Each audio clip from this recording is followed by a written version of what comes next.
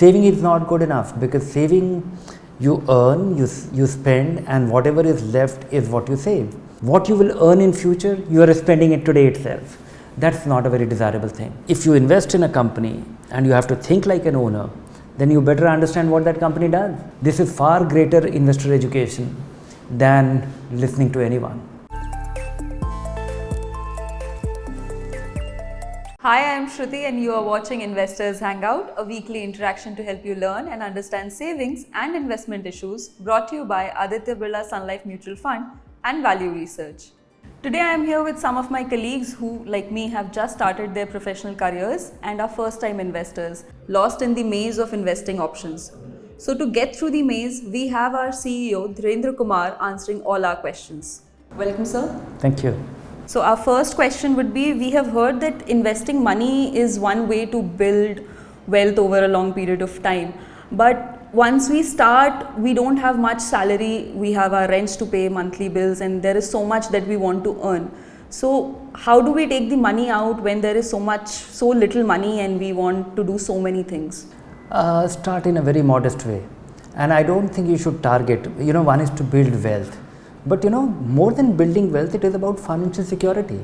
It is important to have some money of your own than depending on somebody else for any kind of money that you need over and above, the essentials.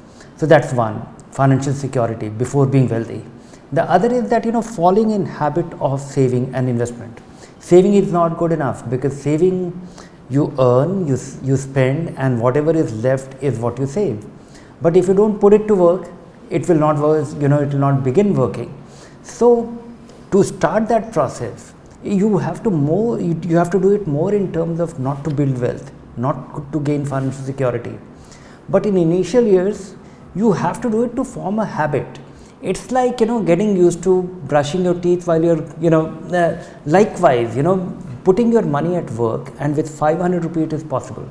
So getting used to it. And as far as money goes, as far as investment goes, any kind of lecture by me or anybody for any period of time will not have an impact till you actually do your own 500 rupee investment and see what happens after 12 months. First, you will find that, the net effect of all this is that 500 rupee after 12 months, you have 6,000 rupee, which you never had. Then whatever it has grown, that will be the only demonstration. And this is much bigger investor learning.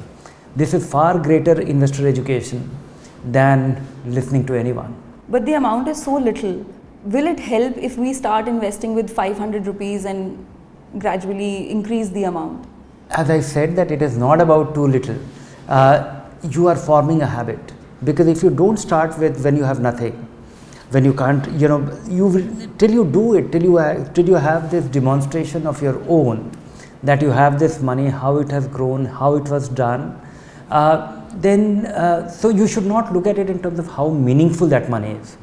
Basically, it is preparing yourself that once you have spare money, you will be in a position to do it, and you will understand the importance of doing it and value it.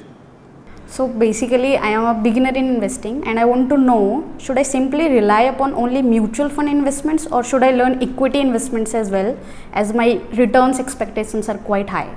It's fine for you to have any kind of expectation, but it's also important to start your investment journey in a manner that you are able to develop confidence in the whole process. And equity could be very risky, because when you get into the equity directly at this stage, more so at this age when you are all confident about whatever you touch becomes gold, and in a rising market it does. So you run the risk of developing a false confidence. So don't start with stocks till you are able to formulate some mechanism, read Wealth Insight, understand how it works, and then surely consider it. And you should do it at some point, but not to begin with. Second is that, understand that stocks is a very risky thing, not because stocks are dangerous. Stocks are dangerous because people go there with a wrong expectation. Overnight they want to become rich. They invest in a stock without understanding what that company does. They are investing in a stock, not in a business. That's the problem. And which actually makes it completely a complete speculation. The difference between stock investment and stock in speculation is that you invest in a stock and you decide you plan not to take it out. You want it to grow. That is investment. When you invest with a mindset that the moment it grows you will take it out, that is speculation. So when you go to the stock market, most people go with that speculative mindset that it goes up and they will pull it out. They are not investing that okay, they will let it grow and they are investing for many years. This is one. So that is why one should be very clear headed about what stock investing is. So start with a mutual fund, but before that put 5,000 rupee in your pocket. That's your emergency fund. Then make sure that you have a credit card which will give you access to some 5,000-10,000 rupees anytime you want to. That's your second fallback. Then do your 500 rupee SIP in one mutual fund so that you understand the process while you are learning about equity. And then if you become sure that okay, now you are confident that you are going to behave like an investor when investing in equity, then by all means invest in equity. So since I just started investing, are there some things I need to keep in mind before I start investing in equity? And are there some pointers that I should always adhere to? When you are investing in equity, make sure that you start thinking like an investor. You start thinking like an owner. You are not investing in a stock. You are buying a company's stock. And that is why, and you are actually a very small but an owner of the company. So it might look very insignificant, but this mindset is crucial. Then comes, if you are not investing your money, which you are unlikely to need for many years, then it is, you will be in for a disappointment. Third thing is that, we don't know anything about the market. What is the state of the market? Is it high? Is it low? Will it be disappointing? So never be in a rush to invest in the market. And that is true for equity funds, that is true for stocks as well. If you invest in a company and you have to think like an owner, then you better understand what that company does, how it will make money, why it will not die, why it will keep growing. So these are the simple questions. If you don't get an answer to about a company, don't invest. I am about to invest in mutual funds and I have heard so much about small cap funds. So my question is, what portion of my income should I invest in small cap funds? If my risk appetite is quite enough, I can handle the risk associated with it. Now what I suggest you go and look for the best performing small cap fund on Value Research Online, and then look at a particular section which is the best and worst returns in the life of the fund. You will find that the best small cap fund over the last 20 years, it went down by 70%. So if you invest your 1,000 rupee and in a span of next 2, 3, 4 months, God forbid it doesn't happen, but assuming it happens, your 1,000 rupee actually is reduced to 300 rupees. Will you be okay? It is fine to be saying that I have risk appetite, and you should have, because you're still earning, you're beginning to earn. And the result of that small cap return, the investment performance of small cap is a result of withstanding that decline. It accrued to those people who invested 1,000 rupee, it got reduced to 300 rupee, and they did not take their money out. They could stick around for the next 2, 3, 4, 5 years when it actually became 2,000. And if you don't understand this, because in good times you don't understand this, because you see it growing every day, you have to see that particular dimension. But somebody like you have the risk appetite. Just risk appetite is not enough. If you don't have time on your side, you will not have the risk appetite. If you need the money in 1.5 years, you will not have the risk appetite. You can't tolerate that. So you must have time on your side. And then risk appetite might help, that you're an easygoing person. You will not lose your sleep when the market goes down by 10% and your investment goes down by 15%.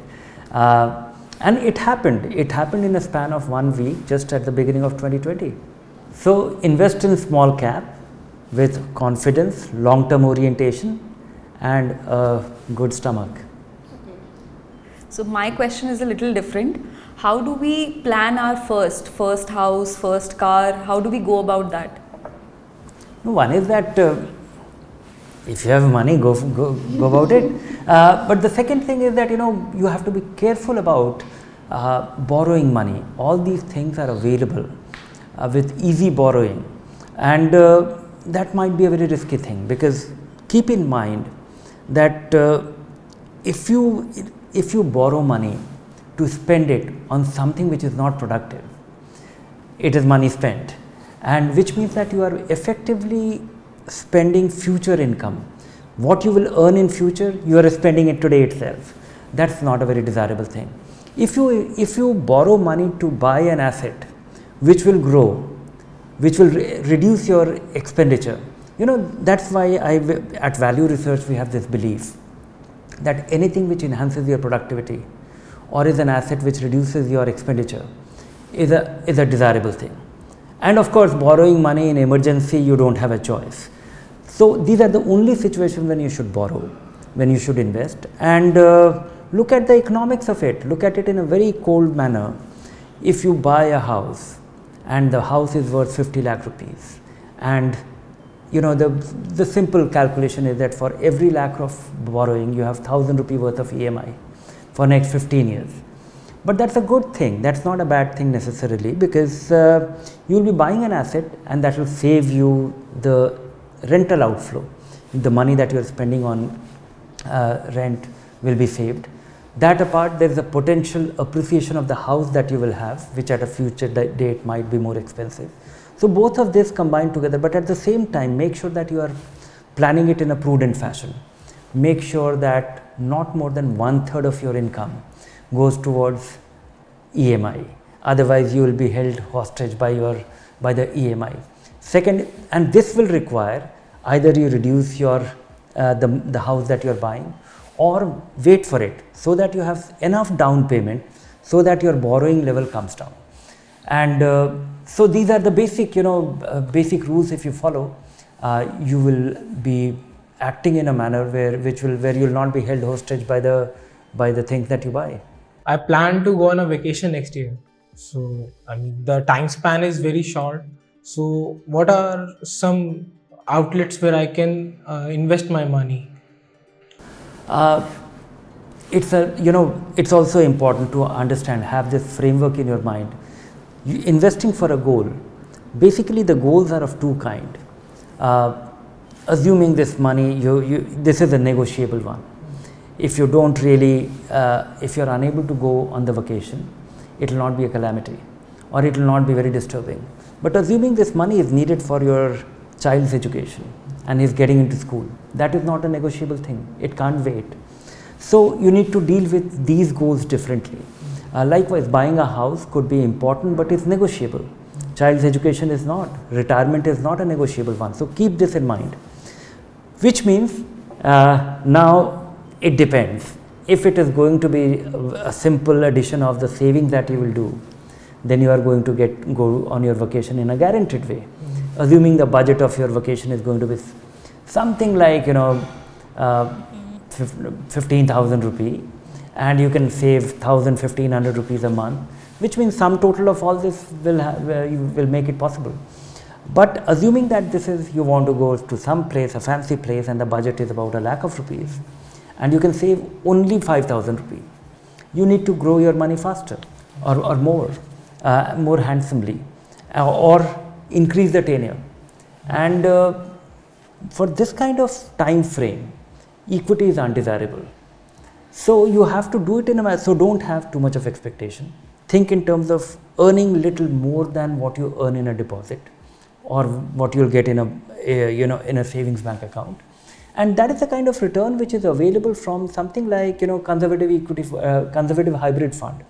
A small part of that money is invested in equity, substantial part is invested in debt, and it can potentially deliver you superior return. And assuming it is unable to, if you are faced with a bad luck that you invested all this period and then the market has been going down, then it's a negotiable goal. Maybe you won't go after 15 months, you'll go after 18 months.